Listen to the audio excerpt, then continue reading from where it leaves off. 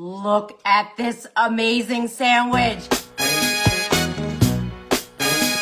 A King's Hawaiian rolls. So I already cut these. I cut them in half. And ding! And yeah, I'm just gonna go ahead and give it a little squirt. And I'm gonna get this into the oven. Because you're only gonna toast it at about 400 degrees for probably about 10 minutes. Okay, a little provolone, a little pepperoni, a little salami, and a little ham. So here is our pepperoni and our salami. I'm doing that first. I'm gonna do a little of my ham.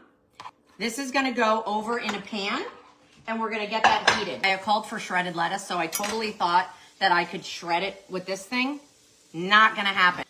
Dill pickles, and you don't make me pickles. Okay, banana peppers.